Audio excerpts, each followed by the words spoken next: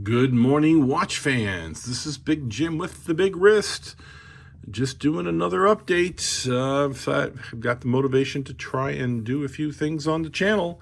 This is the Tudor North flag on a steel bracelet. I've got the aftermarket yellow strap for it from Two Stitch, I think the name is. Yeah, Two Stitch straps is the yellow aftermarket strap I have because the OEM strap is too short. So I had this one custom made to my length, and for 110 bucks delivered. It's a great strap. I'm gonna probably switch it out today, put it on there. It's getting to be kind of warm, warmer-ish in Vegas. We're gonna hit 70s again today. So, the North Flag it's a keeper. It's a great watch. It's comfortable. It's got a great strap. It's got a great band. Keeps great times. 2-second watch, which is fantastic. And I love it.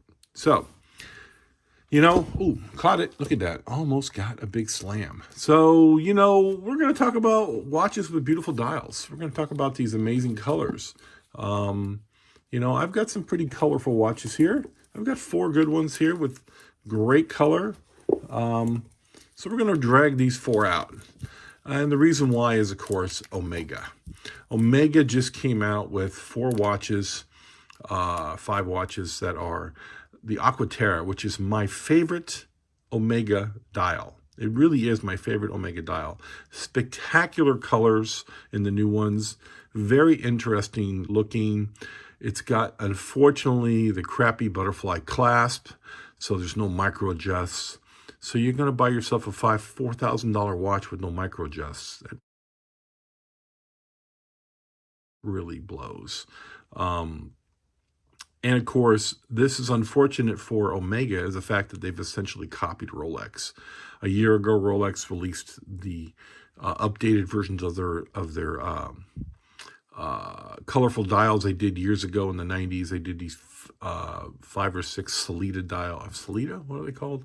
I can't remember. I'll put it in here. But anyways, they had these beautiful colorful dials back in the 90s, and they've redone them now in 41 millimeters and all these great colors, and a couple of them have gone through the frickin' ceiling. The light blue and the yellow have gone crazy. So, I've owned these colorful dials for a while. This is of the group here. It's the oldest, and then this would be the second oldest watch. I like yellow dials, and so I'm constantly on the market for an interesting yellow dial. And I actually have a Doxa incoming, a bright yellow Doxa, a 42 millimeter diver, the 200T. So, so these are all. You put all 4 of these watches together, and they cost less than the strap costs for the Aquaterra. So, I just think Omega is playing catch up with the big name. Omega is the #2 watchmaker in the world, probably, brand recognition wise. They're amazing. They've got great watches. I just think they've shot themselves in the foot with this particular release. It's underwhelming, to say the least. So, I'll put a picture up here of the Omegas. They're nice, if that's what you want to do.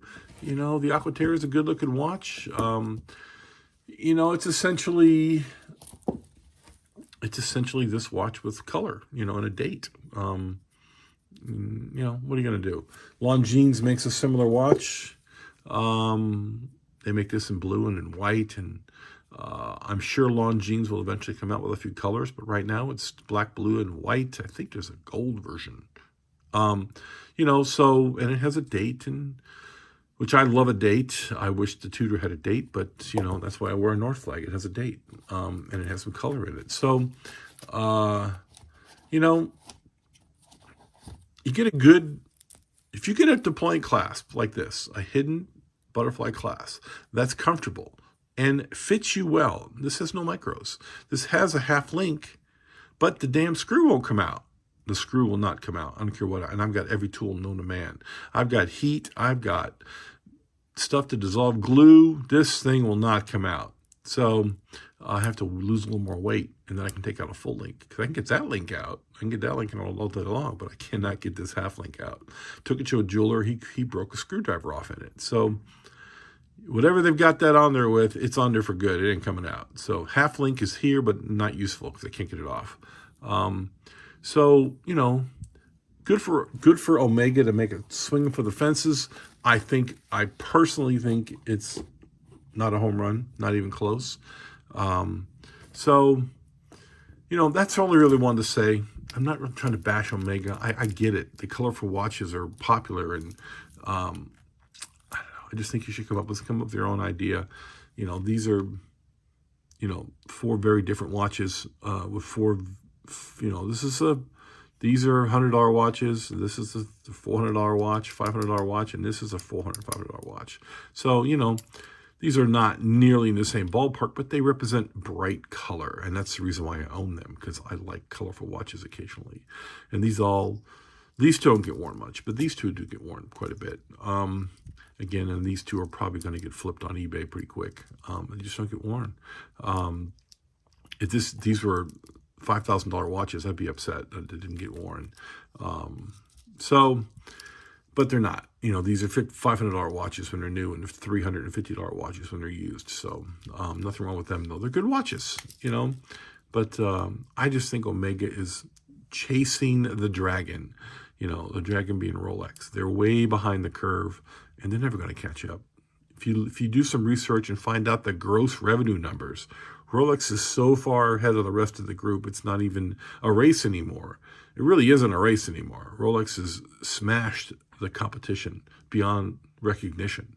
So do your own thing, Omega. Please do your own thing. You've got great watches. You've got an amazing Planet Oceans, and you've got, you know, really interesting things going on in your very deep catalog.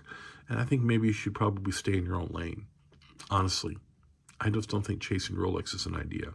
So, but who am I? I'm just a guy with a small watch channel in the middle of YouTube doing his own thing. So this has been Big Jim with the Big Wrist. I apologize for the thumb. I am a woodworker occasionally, and I smashed the daylights out of my thumb, and I had to put some glue on it to keep it from getting any worse. I had to put some super glue on it, so I made it. It's ugly, but it doesn't hurt anymore, at least. And the nail is kind of, you know, the nail's pretty shot, but I think it won't fall off now. So anyways, I'm trying to hide it, but you can't really hide that big piece of damage I did. So yeah, but I smashed it pretty good. And anyways, so this is the Big Jim with the Big Wrist, talking about the new Omega releases, and underwhelmed. And I'm not the only one. There's a bunch of people on the forums and, you know, online and even YouTube. They're like, wow, could this be less impressive? So yeah. Anyways, Big Jim out.